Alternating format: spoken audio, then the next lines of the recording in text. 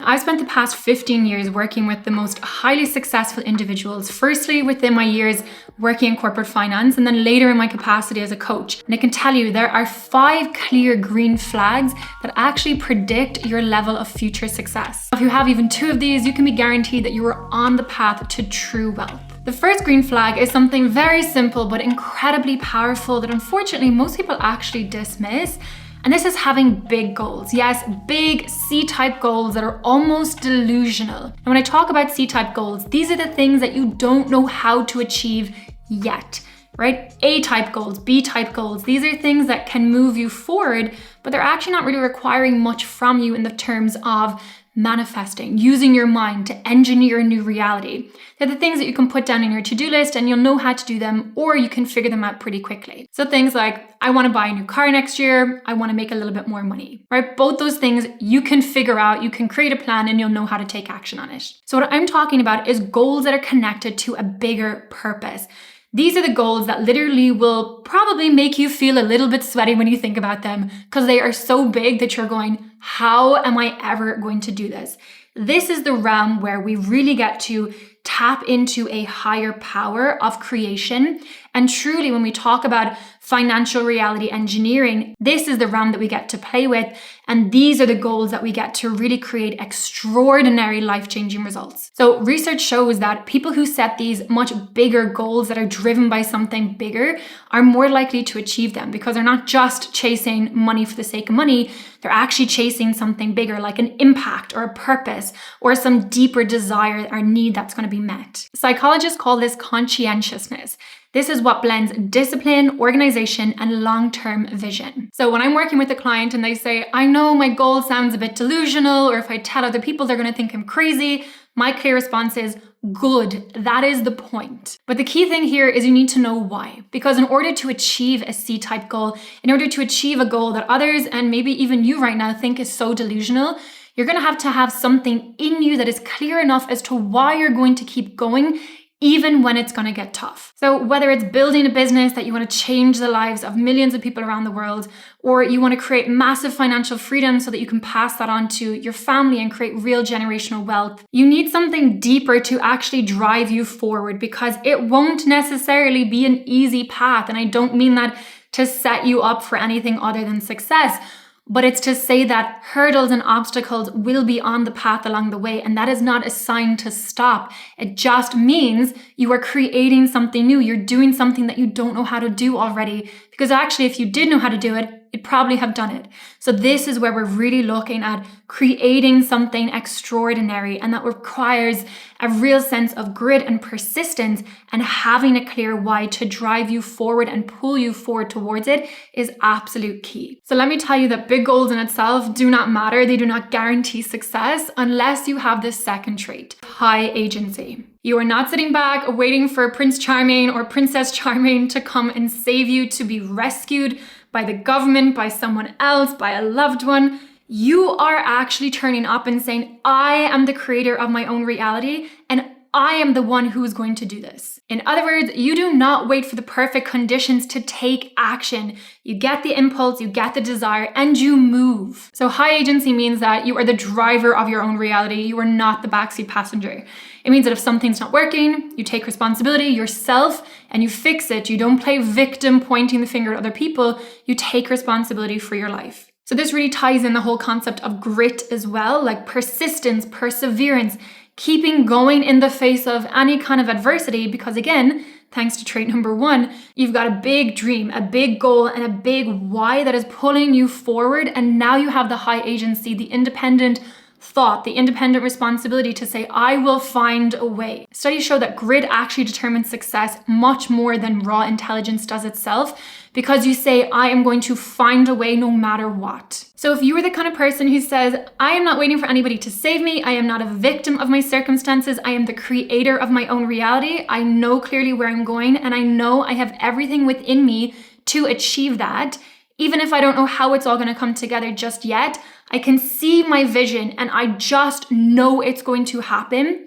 That level of energy of conviction, it is one of the clearest indicators of financial success, and that rich life that you truly desire is yours for the taking. The third green flag is delayed gratification. So the ability to postpone instant pleasure today for a bigger payoff later. So you've probably heard the Stanford marshmallow experiment. So back in the 1960s, psychologists at Stanford University ran this experiment that was very simple. They sat children in a room and they said you can have one marshmallow now or wait 15 minutes and you get 2. So what they found out was pretty fascinating. So the children that were able to postpone that gratification and not eat the marshmallow until 15 minutes later, they were the same kids that actually came out with higher test results, better health, better financial success in the long run when they went back and interviewed these same kids decades later. Now, while there might be a lot of holes in this experiment, the essence of it really tells us a lot, which is if we can delay our own ability to satisfy a need in this instant moment because we know it will bring us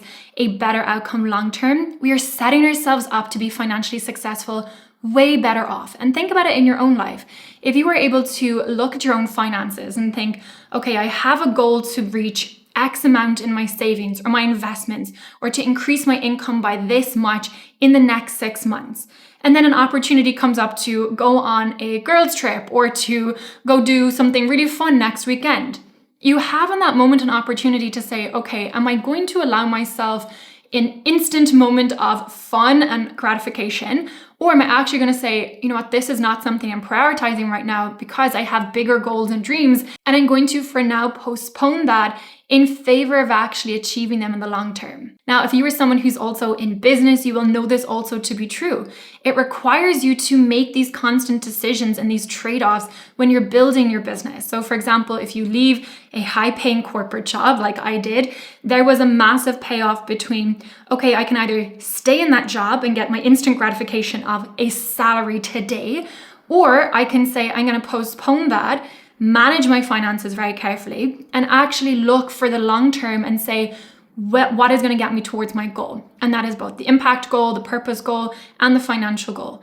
And so you postpone the current carrot in favor of something that you know is going to bring you a lot more satisfaction and fulfillment in the long term. Now, unfortunately, in today's society, I think especially with social media, where we're all like hardwired for that instant dopamine hit, everything is super available. Whether you want something on Amazon or Uber Eats, like everything can be available to you and sent to you within minutes and moments.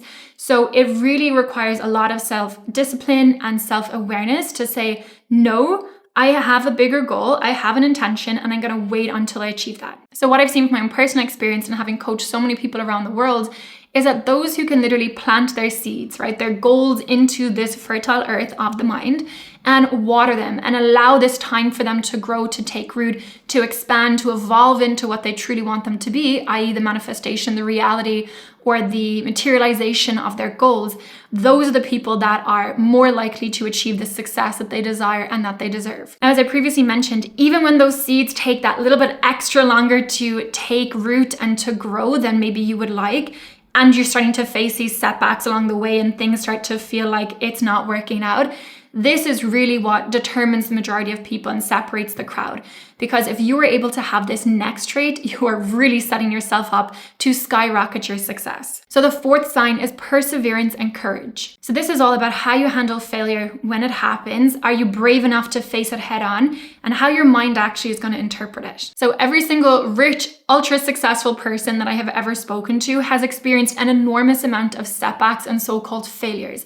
But they have not let those define them. They've let those write the next chapter of their story and allow it just to be feedback, just to be a learning opportunity. Now, I personally remember interviewing for a private equity firm prior to starting my own business.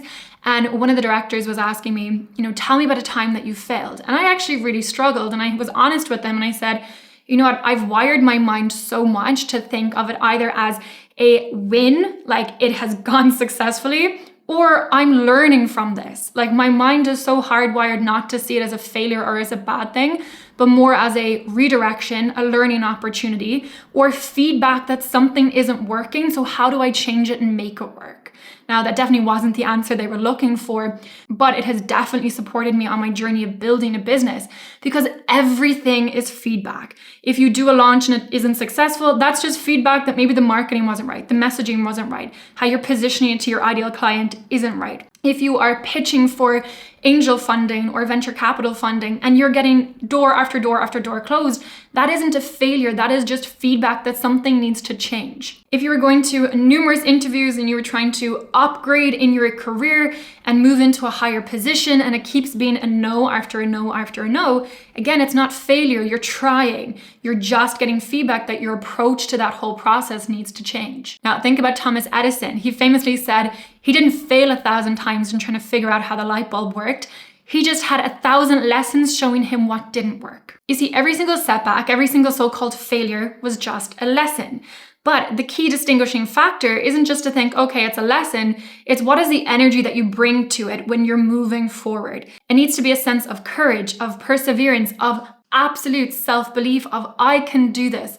Again, coming back to that place of not allowing yourself fall into victim mentality and reminding yourself, I am the creator of my reality. I am able to engineer to create my own reality, and I am the one who is in the driving seat to go about doing that. So you right now, as you're on your journey to creating your richest life, when you have these setbacks, don't let them define you.